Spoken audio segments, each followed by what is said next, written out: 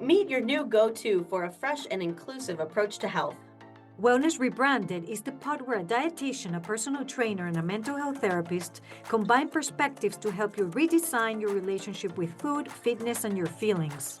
Whether we're serving up juicy stories, breaking down the latest research, or dropping practical tips, we'll leave you informed, inspired, and ready to take health-promoting action. We get you because we are you. We've joined forces because we know that health isn't one-dimensional, and neither are you.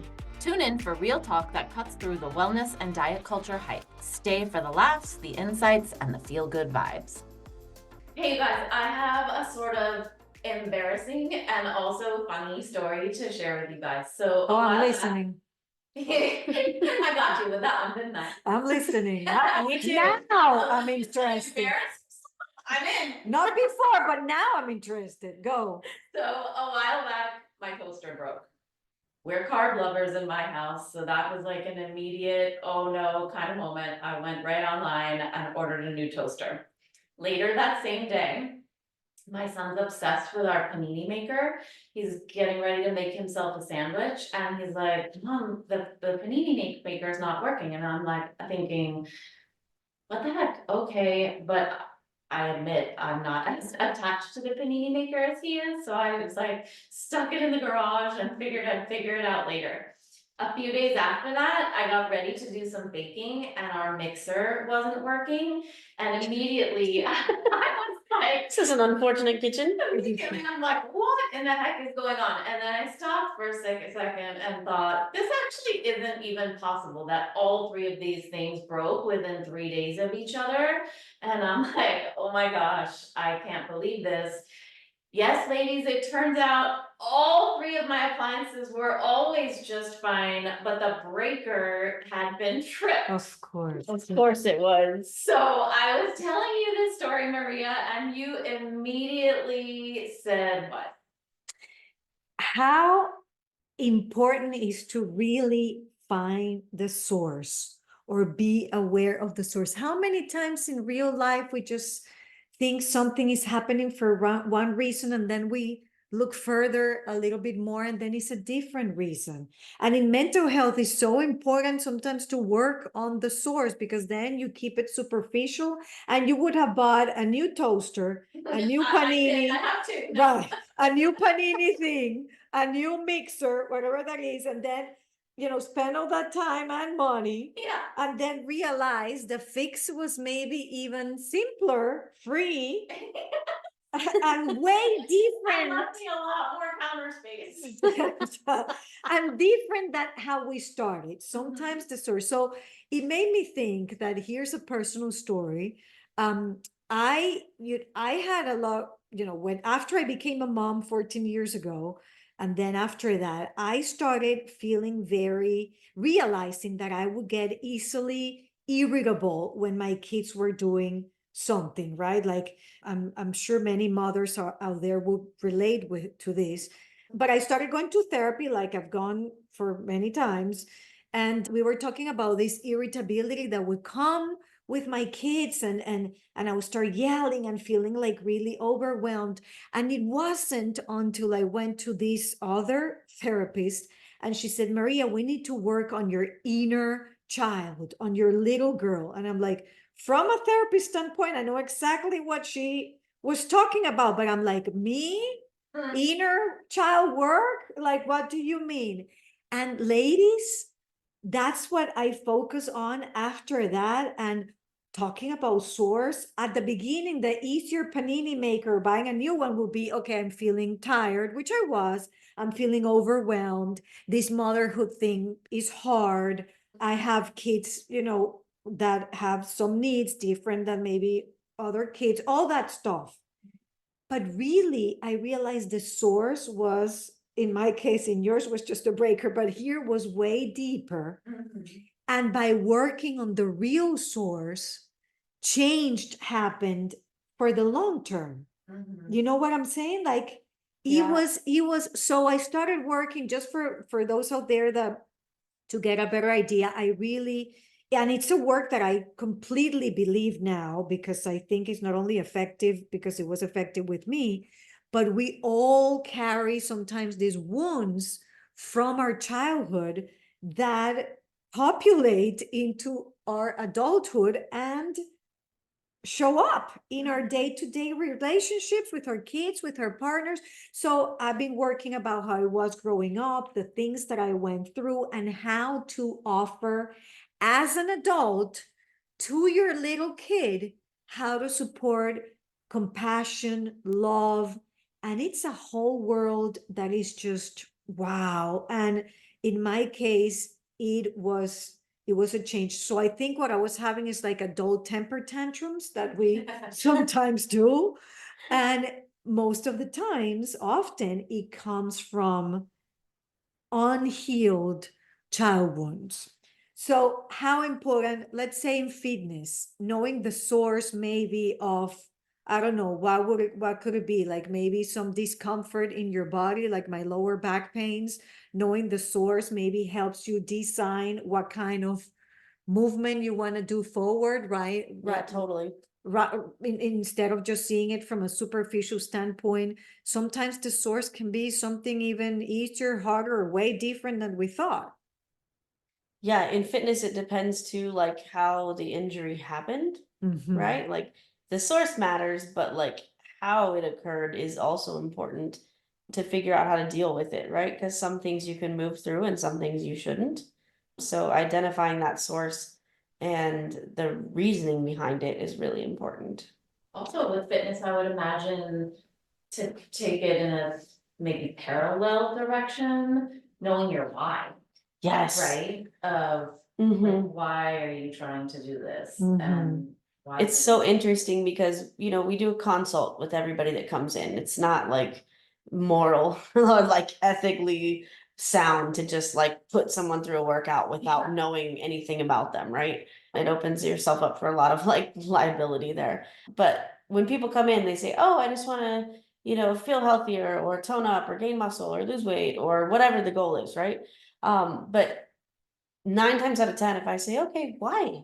What's the reasoning behind that?"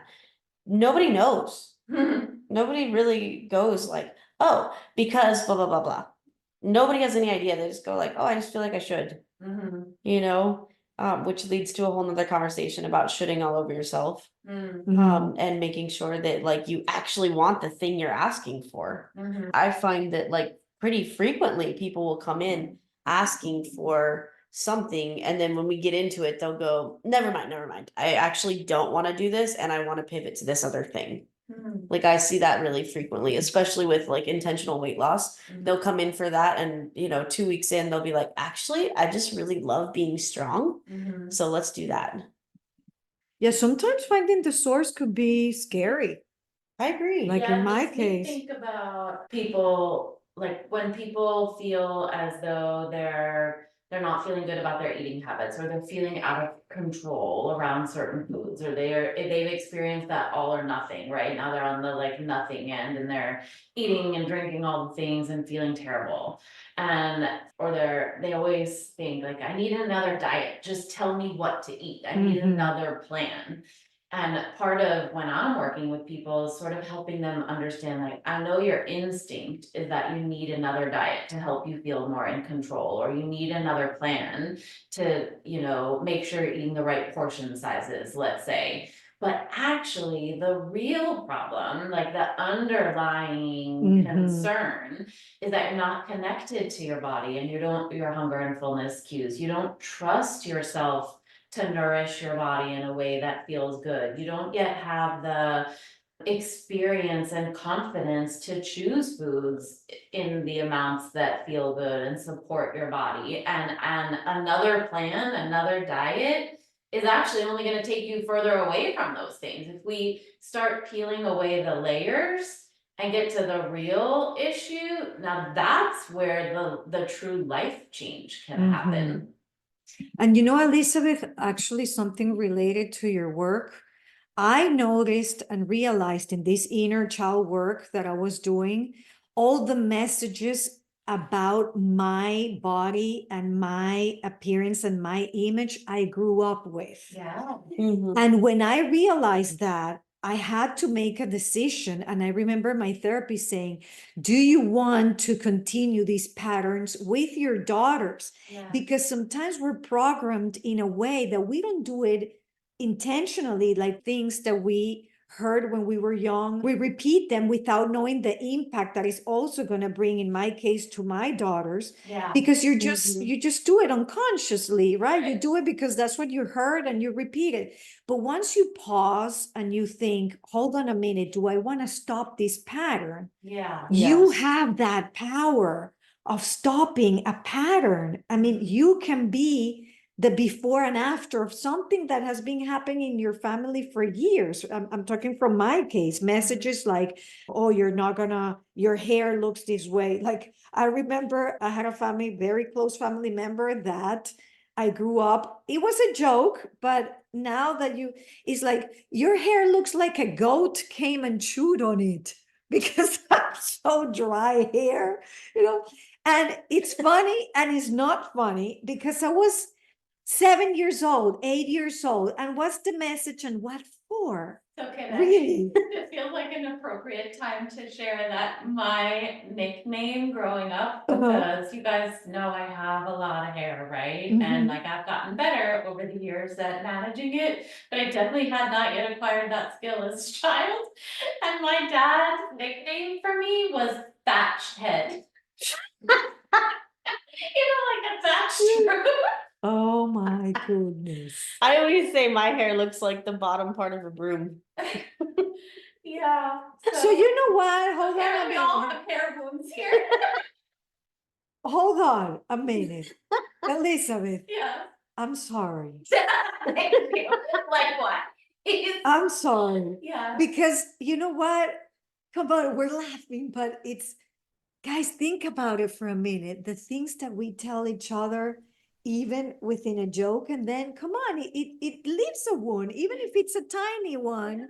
It's a wound, and then we grew up thinking, oh yeah, my hair is this way, or I'm irrationally a little weird about my hair still. okay, or the way somebody dresses, or wait, I mean, are you kidding me? The clean plate club, or are you gonna eat all that? You're gonna lose weight. Constantly associating food with weight, and the frequent message that if you gain weight, almost like we don't want you here, like you better, you know, that. Or in my family was, I have a close family member too, not to say whom, that is a lot about beauty, like, oh, this person is pretty, that person is not pretty, that. And I grew up with that. So in a way, it's like if you're not pretty or considered pretty by whoever that standard is, um, your value changes.